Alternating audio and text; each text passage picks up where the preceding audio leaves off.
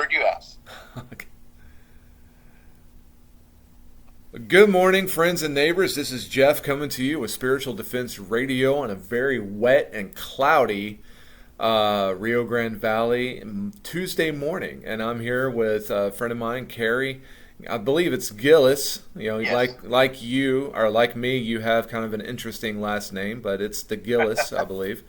And he is actually my brother preacher to the east of me, preacher out of Bridge Avenue Church of Christ in Weslaco, Texas. And so, Cary, I thank you for joining me today. Thank you for inviting me. And it's awesome. See, I think how long have you been in the Rio Grande Valley now? 13 years. Okay, so see, yeah, you've been here longer than I have. Is this the first church you've worked at, or? It's the first full-time work. Okay. I've worked at quite a few places, but it's the first time it was all in. Okay, awesome. And so we're talking to Cary today, and again, we're going to talk about kind of how he found his way into ministry, because as we've talked about in past podcasts, ministry is definitely a road less traveled these days, but it's always interesting how we find people who find this path. So let me ask you, Cary, growing up, did you want to be a preacher? Well, that's an interesting question. Yeah, I've been thinking about that a lot since we talked. You kind of gave me an idea of what we wanted to talk about. So about my thoughts have kind of been going towards my younger years, and I knew that my family heritage went way back in the church. I didn't learn until just a few years ago that I actually am related to. I'm not sure if you're familiar with. Probably are, with some of the Restoration Movement characters. One in particular called Raccoon John Smith. Okay. He actually is. You have a couple of the major characters in that movement, Barton W. Stone and Alexander Campbell, who were kind of at odds with each other. One was sort of uneducated, and Barton W. Stone was uneducated, sort of, and Alexander Campbell was highly educated. And so Alexander Campbell liked to use words like Trinitarianism and that kind of stuff that Barton W. Stone said, no, we don't find those words in the Bible, and so I don't really like the way you're talking and this and that. Well, right. Raccoon John Smith was sort of an intermediary who helped to bridge a gap between them to show, no, y'all actually are in agreement. You just kind of don't use the same words. Mm-hmm. And so he helped that out. As far as some unity in the church, 200 years or so ago. And I found out that I'm actually a descendant of his sister. Now, I didn't know that until just a few years ago. But I did know growing up that I grew up in Montgomery, Alabama, and anybody that's grown up there, they know there's a few universities there, and a couple of them that are private Christian universities. One of them used to be Montgomery Bible College, and then it changed to Alabama Christian College, and is now Faulkner University. Right. And that's where I went to undergrad. Okay. But my great-grandfather was one of the founders of that school. And so I knew, at least at a young age, not necessarily with specifics, but I knew that I had a family heritage in the church that a lot of people maybe don't have or maybe don't appreciate. And I really I was instilled with a great appreciation for what people had done before me. Right. And so I had within me a deep-seated feeling of wanting to be useful for the kingdom, mm-hmm. in whatever way that was. And so my dad was a preacher, but my dad, and it's just strange to me when I think back, he never said, hey, you need to be a preacher. Right. He never, like what we think of as trying to, because there are young men that I have here that I tell them, you might want to give this a try, you might want to think about this, and absolutely. Let's talk about it. Mm-hmm. My dad never really talked to me about it, but I saw the life, and I saw what he did. And I also have some family heritage in the sciences and in engineering. My grandfather went to MIT, and so there's like this Ivy League heritage there, which is kind of funny because that's like the opposite path that I went. But in my mind, I thought, okay, when I go to college, I want to study Bible, but I also want to study engineering. And about halfway through undergrad, I remember I was going to be the only student in Calculus 3 because no one else was signing up for it. And so the teacher said, sorry, we're going, whoever it was, the advisor for my classes. And I just said, you know what, we're just going to drop that. We're going to drop that side of my academic pursuit. I'm just going to pursue the Bible study side. And I just went from there. And when I was done with undergrad, I thought, okay, you know, I'm not married. I'm still not married, but I'm not married, and I don't have a job lined up. So I'm just going to go straight into grad school. And I did. I graduated on December, and the next month I was in grad school. I'd moved to Tennessee to go to Freed-Hardeman. So what year would this be? I graduated in 2000. Okay. And then so I started there in 2001. Right. And started working my way through.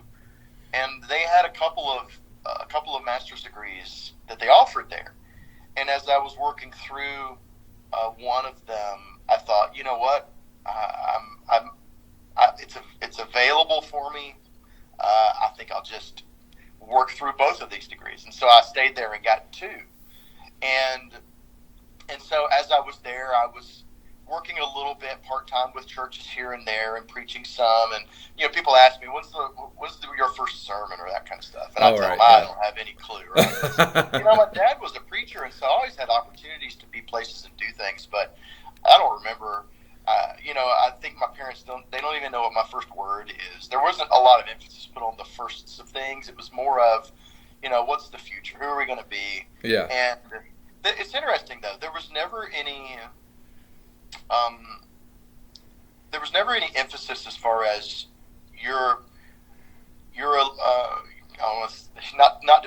not that anybody was mean about it, but the idea that, well, if you're not a preacher, then you're a loser and you're kind of wasting your life. Or if you are a preacher, you know, because I remember some in my family, in particular my Ivy League grandfather, he just thought I was wasting my life. Mm-hmm. Which was, I understood that. He grew up in the church and then left the church in his, in his 40s, probably. And so that didn't surprise me. But so I am working my way through undergrad. I remember we had an assignment kind of like this. Saying, why did you tell us about your background? Tell us about why you're doing what you're doing. And I told a little bit about the history of my family and the church. And then I remember it really solidified in my mind. It just became clear that it would just be a waste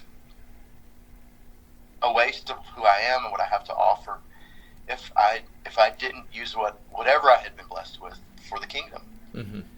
Now, that's not to say that it would be wrong for me to do something else, right? Because there are many people who work secular jobs that they purpose that for the kingdom, and they glorify God through that, and they are able to have great influences for God and for the church in the world outside of church work, that kind of stuff. But I'm really a firm believer that those who have that sense of I can't imagine myself doing anything else, mm-hmm. that they need to go all in. They need to pursue that. Right. And so it was not a very smooth ride for me, actually. And I attribute some of it maybe unjustly to the fact that I'm single. But God works in ways that sometimes we don't understand, and that's fine. But I remember those after I got done with grad school, and I was continuing to work sort of on a part-time basis with many places, and sometimes I wasn't even like the quote-unquote preacher or even part-timer. I was just would just be somewhere, and I would be preaching, teaching classes, and just doing what I could do while I was working. And how old were you at the time as well?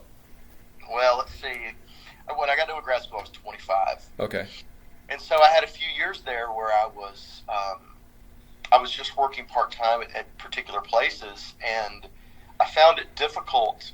I don't know if it was because, you're 25 and single, you don't have any experience, you don't have any, you don't have a wife to keep you straight. Right. And as, if I'm an elder, I'm thinking, okay, I don't have anything against you, but I want someone who's maybe a little older with a family, right? Well, it's the joke. It's the joke in ministry because when I graduated preaching school, I was 24. No, I was married, and we had our first child was on the way, but I was 24, and that was just kind of the feeling I got was that old joke of, well, we want somebody who's 25 years old with 30 years preaching experience. That would be fantastic. I mean, it is. I mean, like in a lot of ways, being young, it is what it is. It's like, what do you want me to do? Lie on my resume? I mean, it kind of shoots you in the foot. But I couldn't imagine being young trying to get experience as well as not being married, because then you run into the people who are like, okay, we need to hide our wives and daughters, because the single guy's coming. But yeah, so I found myself working some secular jobs because, you still have to pay bills and you still have to live, right? Right. And I remember at one point, I was preaching somewhere, but I was also working at Lowe's of all places. Okay. And it was a pretty decent place to work. I enjoyed working there, but I just remember very clearly, I worked in the hardware and tools department. I'd be the guy that would make you a set of keys and that kind of stuff. And right. I learned how to do some really neat stuff there, and it's made me useful for practical ministry. And I can go to someone's house and I can work on their house and stuff from learning, doing that, and working a lot of construction. Right. But yes. I remember I was there one night, and if you go into the one aisle there in Lowe's, they have these one aisle where it's just boxes of screws and nails. Yeah. And part of our job, of course, is to just make all that look nice, straighten it up, which is, it's kind of a disaster at the end of the day. And I just remember I was straightening all that, and I just remember thinking, what am I doing with my life? I just want to preach. Mm-hmm. Yeah, I wish that I didn't have to do this, Right. And so it's kind of interesting. At the time, my dad had been diagnosed with ALS, Lou Gehrig's disease. Right. And because of that, I was not really looking far and wide for somewhere to go, because I was wanting to stay closer to him. And so he died unexpectedly he was 55 years old. He died January of 2009. And when that happened, I remember in my mind, I thought, okay, I'm going to seize this moment, and I'm just going to look far and wide. And I sent out, over 100 resumes to churches looking for preachers. Yeah. And the first call I got back was, I joked with her about it because I've worked with her for years. I got a voicemail from a lady who I couldn't hardly understand what she was saying. And who was, I'll just tell you, the secretary here she's one of my best friends. Right. But I remember calling her back, and she didn't have any idea how to say my name, and I had never heard of Weslaco. I probably had never even heard of the Rio Grande Valley. Right. Yeah. And and I remember I called, and she said, "Hey, we're looking for a preacher here and this and that, and can you talk with the elders sometime?" And so I remember I had a conference call with the elders. It was one of the funniest things. So the conference call started like this. They introduced themselves, went around the room, and they said, "Hi, this is Bill Ryan. Hi, this is Bill Summers. Hi, this is Bill Roach. Hi, this is," and I said, wait, are three of you named Bill? And we all had a good laugh. And then that was the next month. That was February of 2009. Right. And so they flew me out here, I think the next week or two, And then within 2 weeks, I had moved here. Wow. And so from the time my dad passed away, and I just started looking, within my first Sunday here was on March the 1st. That is... So 2 months later. Yeah, that is fast. And Holy so, cow. and I remember asking them, I said, so are y'all not concerned with me being single? And they said, oh, it never even crossed our mind. I'm thinking, well, maybe that's good and bad. I don't know. Yeah, I know. But, it reminds me because, looking back, you see the hand of the Lord in things, and you never know exactly what's going to happen, because I go to a couple passages. I go to First Peter 2:22 and 23, when Jesus was suffering. The way that he was able to get through that was that he continued entrusting himself to the Lord, mm-hmm. which he was giving himself over to Lord. I don't know how terrible this is going to be. What's going to happen exactly, but I'm in your hands. And he continued to do that, and that's how he didn't give up. And when we entrust ourselves to God, then he works things out for us, even if sometimes it maybe takes a few turns we don't anticipate, and it takes maybe some time that we don't know. But that's an important point that I have grown into understanding, that maturity is about a continual entrusting of yourself to God. And it's a similar phrase, similar term as you find in 2 Timothy 1:12, where Paul says, I know whom I believe, and persuaded that he's able to keep what I've committed him or entrusted to him against that day. Right. The idea, I believe the proper interpretation or translation of that is that Paul was saying that he had entrusted himself to God. The word there is a little different than in 1 Peter 2:23. And 2 Timothy 1:12, it's a word that means to make a deposit. And I read somewhere where it was this idea that if a Roman soldier had to go to war, and he had a certain estate and a certain amount of money and things that were valuable assets, that he would find someone that was trustworthy, that he could entrust his belongings to, so that if he didn't return from his commission in the military, that person would distribute his estate to the people that he wanted. They would execute his will, so to speak. Right. And so it's the idea that we are going into battle, but we have entrusted who we are and ourselves and our lives to the one who is trustworthy. And that's what Paul was saying. But also when you go to chapter 4, I did a lesson this Sunday actually. Chapter 4, 2 Timothy 4, I think it's verse 5, where he tells Timothy to fulfill your ministry. And I remember asking the question, I said, have you fulfilled your ministry? And I said, well, it kind of begs the question, do you have a ministry? Mm-hmm. If you don't have a ministry, are you looking for a ministry?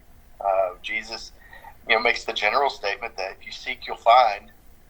And so are you seeking one? Are you looking for a ministry? And it begs the question, are you making yourself useful for the kingdom? Because when you make yourself useful, God will use you. And so when God's not using you, there's a great likelihood that you're not making yourself useful. Right. So, when you asked me, how'd you get into ministry? Really, it was this sort of overriding feeling that I had, that I just wanted to be useful. Mm-hmm. And I didn't know what God was going to do with me. And I haven't even told you about this. And there's nothing in stone, actually. But every year before COVID, we'd take a group to on a mission trip somewhere in Latin America. Last time we went to Peru. And it's a work called Latin American Missions that's overseen by a church in Valdosta, Georgia. Well, when COVID happened, that all shut down. The guy that ran all of that, he actually died unexpectedly. Oh, goodness. And he had some pancreas issues, and some other people have retired. And so the elders there recently have reached out to me to possibly be the director of Latin American missions and actually move there, Oh, which is actually not anything that I ever thought would be an opportunity at all. But in my mind, it kind of fits into what I've always tried to do, which is I just want to be useful. And if I'm trying to be useful, then God's going to use me somehow. yeah. And so that's a principle I would encourage anybody that, there are people that they may be at a secular job, but they're thinking, I just want to be useful for the kingdom. Well, that kind of a passion, God will answer that in some way. And so, I appreciate you and whoever listens to this to pray for me that the Lord's will is done with this, because it's something that I never thought would even be an opportunity to do. But when you say move there, are you talking about moving? They want me to go to Georgia, and I would be in charge of, which is it's actually a very it's a work that they had for quite a long time. Right. That has a really good foundation, really good reputation. They run a preaching school in Panama. Okay. And they do short-term campaigns to build up churches where the preachers that they've trained have gone to in Panama and Nicaragua and Costa Rica and Peru and other places. Right.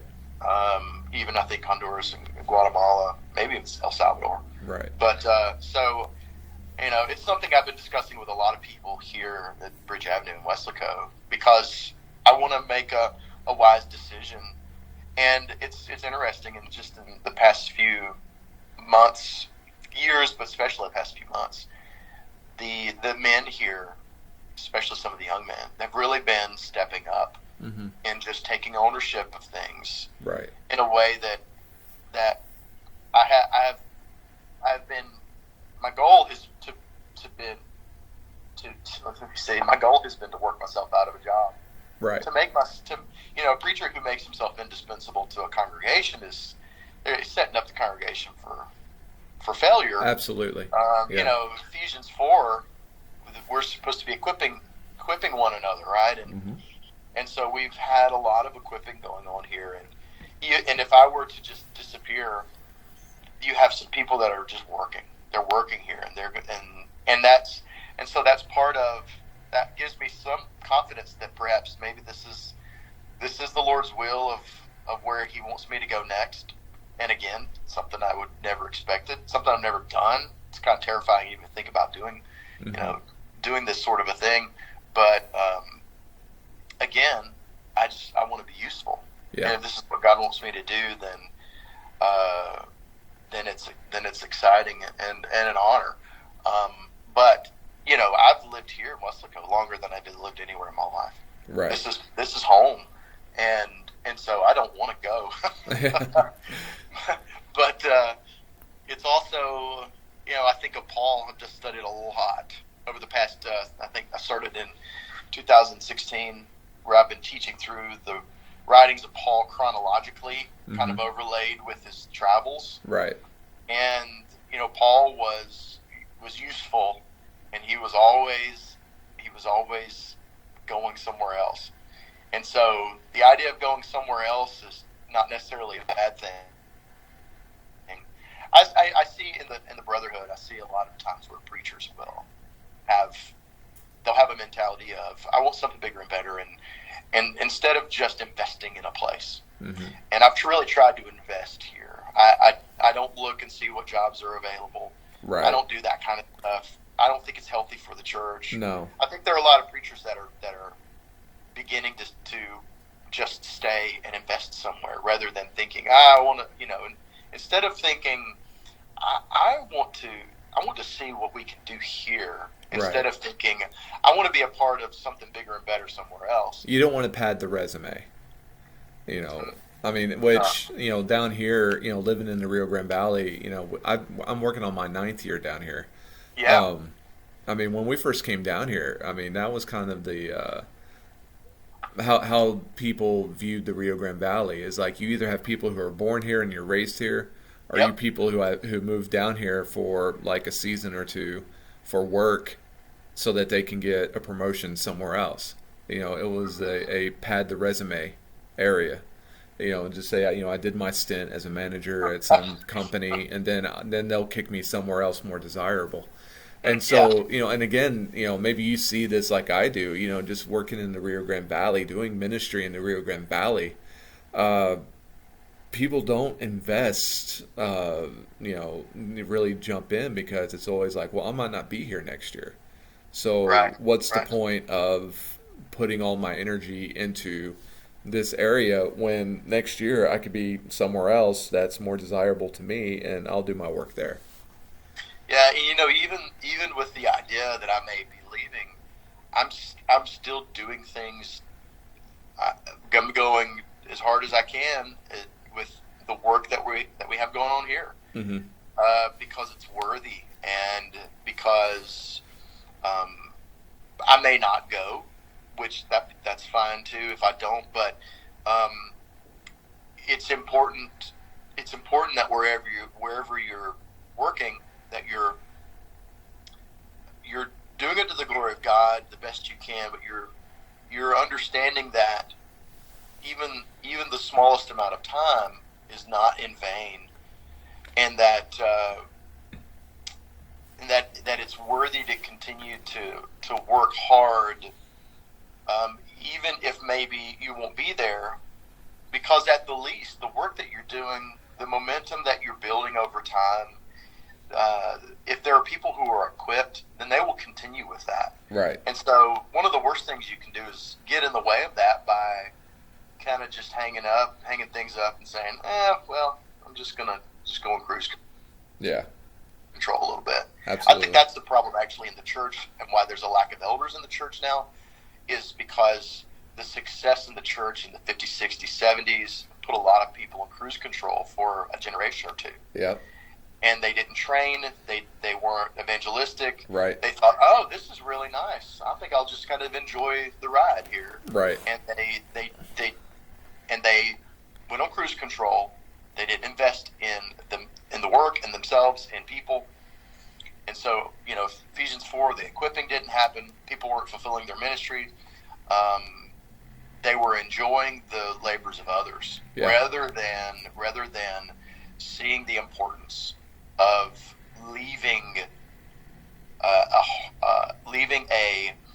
crop to be harvested by someone else. Yes. And that's a very important. Nothing is ever in vain. I talk here a lot about doing things with the mindset of what effect will what you're doing today have in 100 years or 200 years. You will not live long enough to know, but God will use it even that long. Mm-hmm. We talk about people from 100 years, 200 years ago. We talk about some all the time, not all of them, but we talk about some. But more than that, we are laboring in places that were established, that were kept alive, that were helped to thrive by people that we don't even know the names of. Yeah. And so I want to be the nameless contributor of the work that in 100 years someone is able to labor in the field that I helped to plant, and they don't have any idea who I am. Mm-hmm. That's the beauty of the kingdom and how God works over generations. And so that's, like for instance, if I go and do this work, it's a labor that I totally recognize that it's a labor that I didn't, it wasn't something that I conceived in my mind to do. It's not something that I developed a good reputation for. I didn't start a preaching school in Panama. I didn't do any of this stuff. I'm stepping into a work that people that some which I'll never know even their names of. Right. They had a passion for, and they wanted to be useful for God. And we all have to understand that you and I, and even people that come later than us, I'm saying from this perspective, there's sometimes a thought that preachers are in competition with one another. Yeah. In the sense, Yeah. not in the sense that we're like, well, I'm better than you, or you're. No, I can't, it's kind of like, oh, well, look at the successes that guy's having. Oh, well, he's going to preach at that church I wanted to preach at. That, Yeah. or whatever. But what really is a healthy way to think about it is we're all on the same team, and a win for the kingdom is a win for the kingdom. Right. And a loss for the kingdom is a loss for the kingdom. And so none of us are detached from one another. No. It's important for us to cheer one another on and mourn with one another. I love other preachers. I love people who are passionate about working in the church who are not in any official capacity. We're on the same team, and so if they can have successes, I don't look at them and think, why not me or that? No, you can't have that kind of an idea. You just have to think in terms of if someone is making themselves useful, and God is helping them fulfill their ministry, and that's a win for all of us, because that's a win for the kingdom. Right. And so that's I think a much healthier way. That kind of mentality will keep you in a place for a long time too. Yes. And so, but also staying somewhere for there's some places I heard actually of a preacher that was here before. I'm not even sure if I know his name. Who, when he left, it was a little bit of a disaster because everything kind of depended on him. And because he was so good and competent at doing the things that he did, which if someone's at a congregation for a long time and that's what they're doing while not equipping people, then that's not good. No, it's not. So if someone's somewhere for a long time but they're equipping people, that's what's supposed to be. Where you're somewhere for a long time, but perhaps if you needed to go, the church would thrive. And I heard where a guy left here and the church was, everybody's kind of looking at each other like, now what do we do? Yeah. And so it's important. It's important for and it's one thing I have is I have a lot of confidence in the people here, which I think is part of God's will as well. If He wants me to go and to do something different, and it's interesting, the people I've talked to here, even like some of the sweet little ladies that you think they're going to smack you upside the head if you talk about going somewhere else, But I remember I talked to one lady who I know would not want me to go anywhere, and she just said, "Wow, I think that's an unbelievable opportunity." And that they look at it here as if I go and do that they're sort of pridefully exporting their preacher to go do a really cool work, and that they are having ownership in what I'll be doing wherever I go. Right. And that's the kind of relationship we have, that this is sort of my home congregation, and that I've invested in them and they've invested in me, and whatever the Lord's able to do through me, well, they take some credit in that too, and they should. And that's a really neat idea, rather than thinking, well, I'm just going to abandon y'all and adios, I'll see you later, maybe. And no, it's more of look at what God can do in the kingdom, and because there's some things going on here right now that people have actually said, with the momentum that you're seeing in Weslaco, why would you even think about going?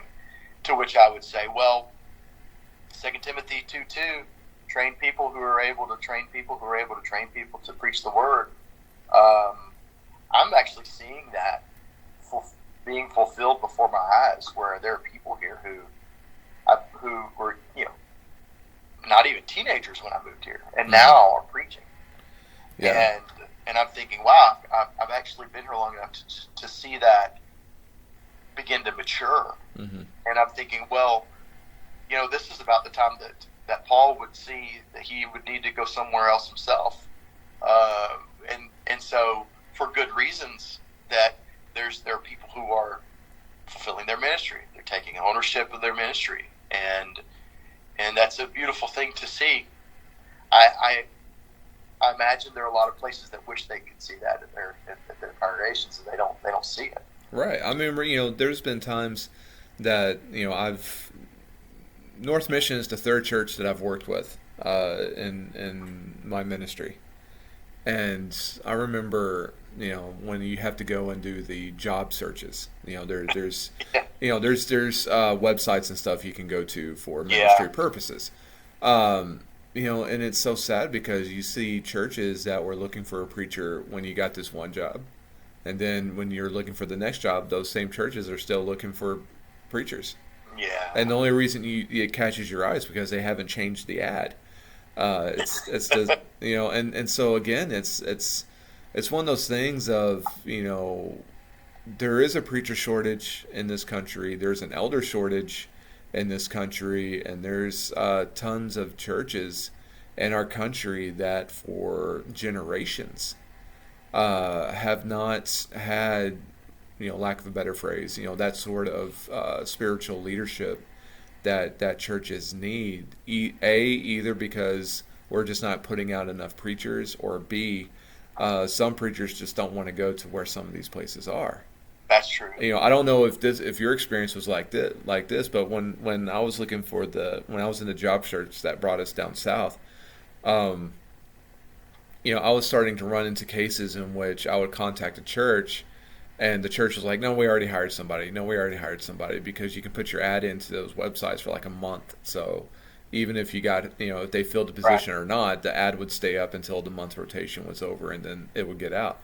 And so I contacted, the secretary down here in North Mission, and I was like, "Have y'all hired anybody yet?" And they're like, "No, no, no, please, send in your stuff, please." And I was like, it's like really sounding really quite, excitable. And I was like, "Do people not apply down here?" It's like, "No, no, we can't get anybody to." I was like, "Okay," I mean, it was like some people didn't want to move this close to Mexico, you know. Unfortunately, and so it's just one of those things of people don't always want to go to where they might be called to go, or they put themselves in a position to where you can get so specialized in ministry that you can only Yeah. go to a place where a church has a budget for your specific role that you went to school for, or believe that that's like your A game, instead of just being willing to do overall ministry, to check a whole bunch of different boxes and to go to where you're needed. Yeah, And that's so true. That I have sort of a philosophy that out of it goes against how you feel, but it's true, which is you just can't put any limits on what God might do with you. right, And a few years ago, I think 2017, I started into a doctoral program that I finished a couple of years ago. That I just finished up my dissertation right as COVID started, which was that was a nightmare. wow, But people said, why are you? What are your aspirations? And I would say, well, I'm not ambitious in the traditional sense. I'm not trying to do anything. I said I got into this program because I just wanted personal growth. I wanted to be a better student of the Bible. I wanted to exercise my brain, and it really did. It's really strange how over a certain period of time in doing that, I actually could almost quantify how I was more intelligent because I had been lifting some heavy weights, like intellectually, and I was able to process things and read things quicker. And I said, no, I'm just doing it because I want to be more useful. right, And after I got done with that, the two universities that I went to for undergrad and grad school, they had professor openings, which a professor position opening is kind of rare. They're not always looking, and they're pretty selective. And right, it's yeah, been so long since I've been there that most of the people probably don't even know who I am. But I told the church here, I said, I've always thought I would really enjoy teaching at the college level, and I actually applied to both places, and not because I wanted to leave, but because I figured I would at least throw my hat in the ring and see, and just entrust that to God. I really just said, okay, God, if this is what you want me to do, then let's see what happens. And I got two big fat no's. Right. And I didn't take it personally. Uh-huh. Oh, you can't, yeah. And because that would just be my pride talking. No, I know that they didn't necessarily know who I was, and that's okay. But I never thought that I would. I've said that, okay, if the Lord wants to use me even like as a missionary, okay, that, I'm open for it. And I never thought that would actually happen. Like, what this opportunity that I've gotten is actually, I'd much rather do this than teach at a university. Mm-hmm. But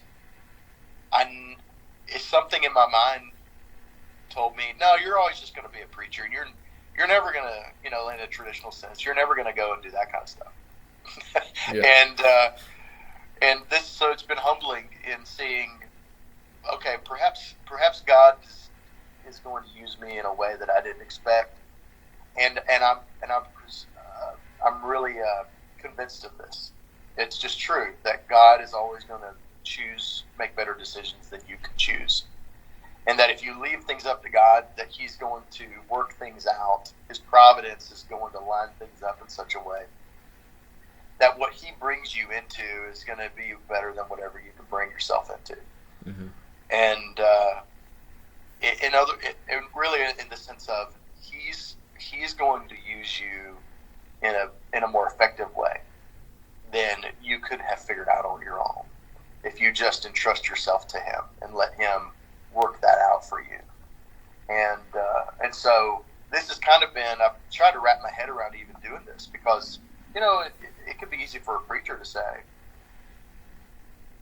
well, no, I'm a preacher, that's what I'm going to be doing. And so even a preacher can sort of limit the horizons of their possibilities rather than just letting God have His way with them. And so this has been kind of a humbling experience in letting God just have His way. But the more that it's been a possibility, the longer I've been praying about it and talking with people about it, the more I've come to realize that I think if I had the choice to do anything I wanted to do, I'd probably pick this. I'd probably pick this mission work, right? Which is amazing to me. But and so that's God doing things that you surprising me once again. I never not only I never think I would come to the Rio Grande Valley, I'd never heard of it before, which is probably a good thing. God probably wants. It's like you said. Wait, are people not wanting to come there? It's probably people that God will use here who either are from here or do not have a negative preconception of this part of the country. Right. People just don't know what it's like here. No. It's, I'll tell you, there's a lot of good here that people don't realize. Just people have a humility about themselves.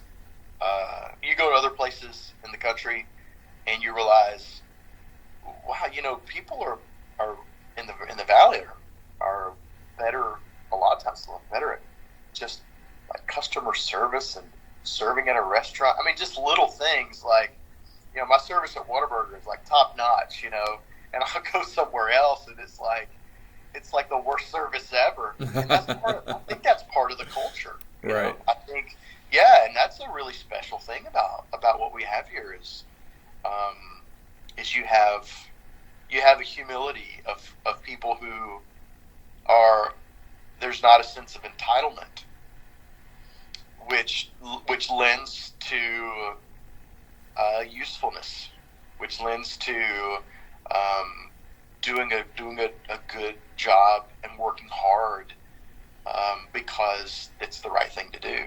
Mm-hmm. And that's useful for the church. Oh, absolutely. It's like I teach North Mission.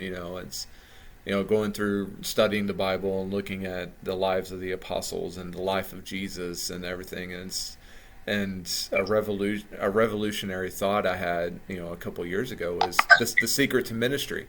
The secret to ministry is it's not about you.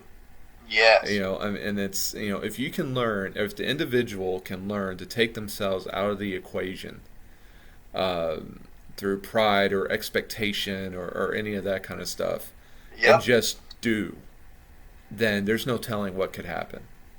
The problem is that we want a say, we want a control. We might even say, I'm giving this to God, and we might give, I don't know, 75% of it to God, but we want to have a little because we want to say, we want to control the narrative. We want to have, a decision of where we're going to go, instead of just having the idea of just, you know what, I'm taking myself out of the equation, use me. And times where we've looked at places to move, it's like, send us, and you pray hard. It's like, I don't care where we go, just send us to where we can be a benefit, and we've landed in some interesting places, and it's just, it's a freeing idea as well. It's, if we try to control it, we actually, we're putting the shackles on ourselves.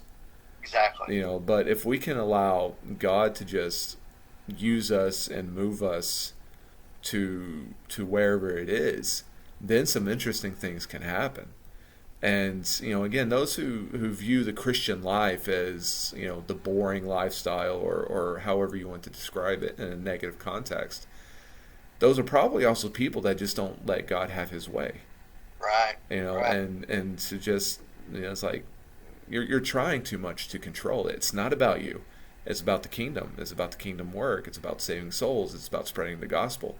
And regardless of what you do, if you want to say inside of ministry or at your secular job, if you can still dedicate all of that to just doing the work of the Lord, keeping yourself out of the equation and just allowing God's will to be done, again, you're going to be fruitful.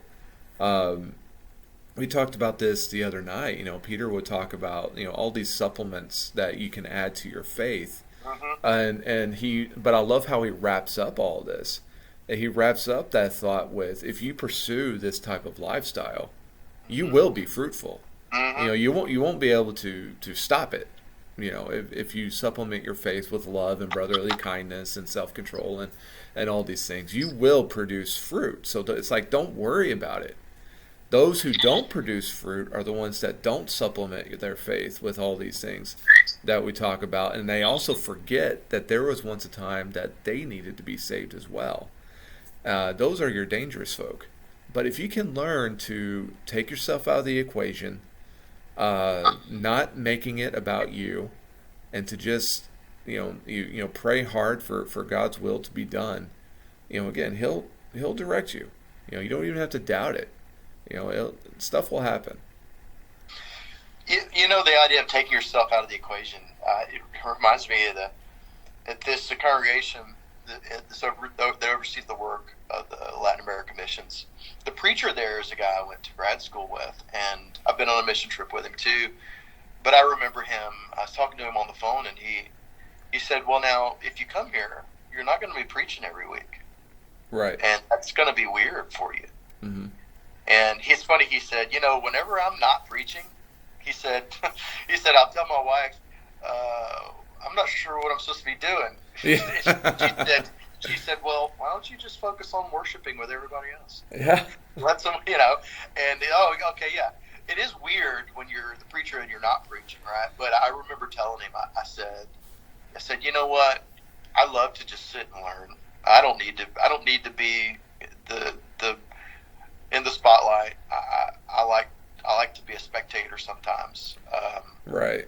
And I said, well, the reason he said that was, he was saying because he kind of knows how preachers can be, that perhaps I was going to come in and sort of arm wrestle him for the pulpit, right, or critique him from the seat.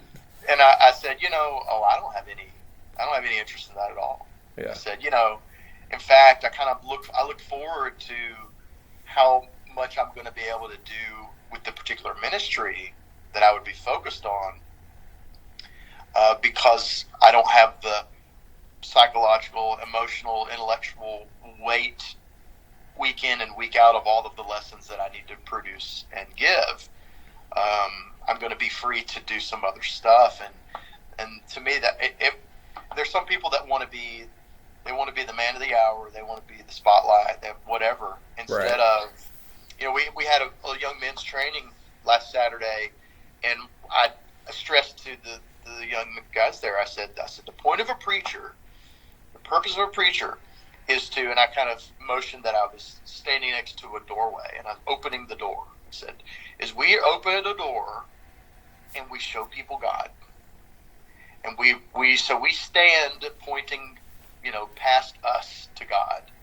And our point is not to talk about ourselves or to show things about ourselves or that we're the man of the hour. Our job is to show people God. And that we can't be the center. We can't be the focus. We have to remove ourselves. Like God is the star. He's the one who's worthy. Jesus is Lord. We're all bowing at his throne, and so that helps us.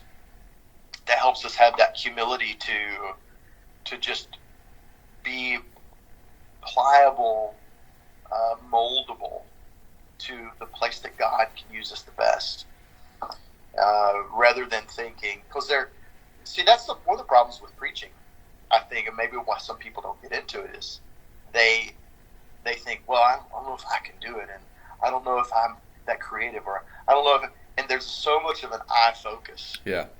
And we have a young man here, VJ, who is going to preaching school. He's going to go to the Southwest Preaching School in Austin starting this August. And he's in his late 20s, but he's kind of been fighting this internal struggle that he's finally giving into. Okay, I really, it's like Jeremiah. I got to do this. Right. I can't hold it back anymore. But one of the things I urge them is, I'll say, go and get equipped somewhere. So they're, preaching school, college, they both have their pros and cons, but go and get equipped so that you'll have a competency, so that you'll do what you need to do, but that you won't be thinking about yourself. You'll be equipped enough to be able to do what you need to do and kind of get out of the way. Right. And so that, because when you have a young person who maybe wants to preach, but perhaps they haven't had any real extensive Bible training or that kind of stuff, they kind of feel like they have to perform, like they have to prove themselves. They have to, and that's why it's so important for them to go and because you know how it is when you're in some sort of an educational program that's challenging and extensive. It's very humbling, because then you realize how much you don't know. Yeah. And so, there are people that will come out of a training program and they'll be really equipped and they'll know what they're doing and they'll know the Bible, but they have a certain measure of humility where they say, I don't know everything. I realize that now. Yeah. And so that's important for kind of getting yourself out of the way. And so. Yeah, I mean that's absolutely true. It's like the idea that you're not you're not an entertainer. We're not in the entertainment business. Right. Sometimes I'll do like a visual illustration because we're a visual culture, and my brain sometimes works that way. But I also have to rein myself in, or sometimes my I'll present an idea to the elders, and my elders will tell me no, which is their right, and I don't hold it against them. I thank God for them. And because the thing is like you cannot make it about you. You cannot make it about that visual illustration that you were daring to do in the church auditorium or whatever the case might be, because then it makes it about something else. And again, to be able to just serve, it's we try to make it overcomplicated. I need to entertain the masses, or I need to keep their attention. It's like no, I mean that's worldly thinking, and they get enough of that treatment from the world. They don't need to get it from us. It's we're the messengers. A quote from an old preacher that I just love. Is we're beggars telling the other beggars where the bread is. Mm-hmm. I mean that's it. And to go along with what you just said about the ways that we're trying to appeal to people. I've heard it all my life that what we win people with is what we win them to. Right. And that if we before anything else, if our goal is there are people who are hungry for the truth, I want to give them the truth. Right. I want to win them to the truth with the truth.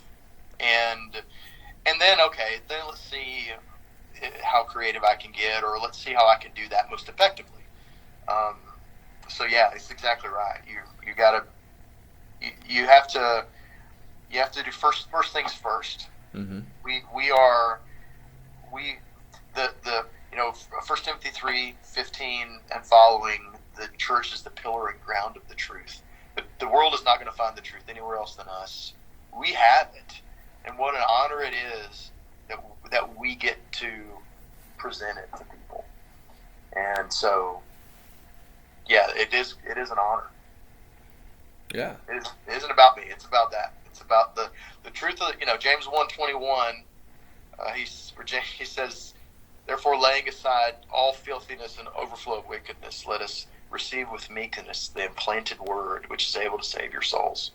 When I know that the only way that I'm going to save anybody is just by being true to the truth, because it's the only way they'll know who God is and that God's trying to save them through Christ. That helps take me out of the equation. Yeah. Let's just make this about Jesus, but not to say that you be creative and that. No, there's nothing wrong with that. But you're right. I like what you're saying there about just.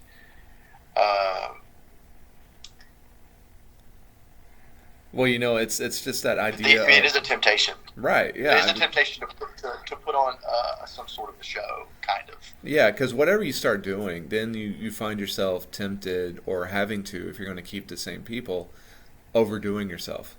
You always have to jump the shark and jump the shark again and again and again. I need to elevate things. I need to take it to the next level. Right. Instead of just trying to come up with the next thing. And then you find yourself being like a video that somebody sent me once, and there was this church. It was one of the mega churches. They basically did an Easter play using the Avengers. I think I saw that. Yeah, they crucified Iron Man while singing REM's "It's the End of the World as We Know It." I mean, it was like so bizarre.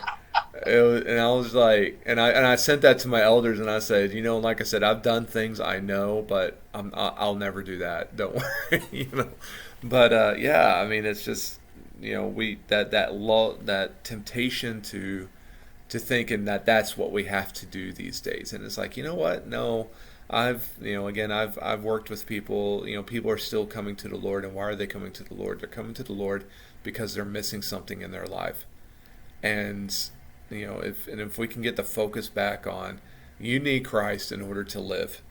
Mm-hmm. That's first and foremost. If you want to live, if you want life and the abundant life, as Jesus told his disciples, you'd come to me, and so that's but we're so tempted by the entertainment of America, because that's one of the big things in America is our entertainment values, that we think that we have to sacrifice this in order to have results, and it's like, what, that's not true at all. You might get a reaction, yeah, you might get a reaction, you might get a bit of a notice, but it won't be anything in depth. Yeah, you think about what are some of the most powerful moments in Scripture. Okay, Jesus is just on a mountain talking. Yeah. He's in a boat by the shore, just talking. Yeah. Paul's on Mars Hill. He's just talking to some philosophers. Mm-hmm. They're not. It's all like spur of the moment, so to speak. There's no exactly any planning. There's no show. It's just a person that is just talking. And that's what 1 Corinthians 1, maybe 21, 22, where that God used his plan was to save the world through the foolishness of preaching, of the word preached. That it's just we are just delivering the truth to people, and that it's sort of a no frills thing. It's like it was a young lady who years ago we were having, I think, a lock-in here. It was a late night thing, and so she had just come from a congregation. I think a Spanish-speaking congregation. She and her brother were sitting there talking to me. She was kind of upset. She was probably 14, maybe, and she wasn't a Christian yet. But she, grown up in the church, and she said, the preacher there was like, he was trying to like appeal to my emotions, which is, depending on how that's done, that's not necessarily right. That okay. Yeah. So then she said, they started singing after the lesson, and then he when they got done singing, he kept preaching some more, and it was like he was just trying to appeal to my emotions, and she was offended by it. She's like, I don't want to try to twist my arm, and so I just started asking her a few questions. I said, do you believe that Jesus is the Son of God? Yeah. You believe that he died for you? Yeah. Do you believe that he sent his apostles, and that do you believe what Peter said, that when he confronted the murderers of Jesus, that they, in order to be saved, they repent and be baptized for forgiveness of their sins? Yeah, they do. And we were just talking about the basics of the gospel message, and after a few minutes of just talking about the very basic things that she already knew, I said, aren't you ready to become a Christian? And she, with tears in her eyes, and her brother, who was a year younger, who was sitting there silently, they both started to tear up. And I said, do you see what happened there? I said, did I twist your arm? Did I appeal to your emotions? She said, no. I said, the gospel will twist your arm if you let it. It's the power of the message to convict people's hearts, to twist their arms, so to speak. It has the power to do it. And when the idea of, if I can get out of the way, if I can let the message twist somebody's arm, so to speak, mm-hmm. then that's when the emotions will come. Right. That's when they'll be convicted, and they'll say, oh boy, yeah, and I baptized both of them right then. Oh wow. Yeah, right then it happened, because she realized, she knew, I'm not being manipulated. Right. She, it's that idea of, I want to do this, but I don't want to do it and feel like I was manipulated into doing it. Right. Okay, well, let's just see what you really think. And by maybe 20 minutes after we started talking, I baptized both of them, because they were already ready and they already knew. They just needed to know in their heart that it was a decision that they were making because they knew they needed to, and not because they were being coerced. Mm-hmm. And so the gospel has the power to just convict people. And so the job of a preacher, of a minister, of really of any Christian, is to give the gospel of Christ the highest position, give it the first position, so to speak. We give it the place of attention. We deliver it up so that it's understandable, so people can consume it, and so that it will do the work. Was it Romans 10:17? Faith comes by hearing, hearing by the word of God.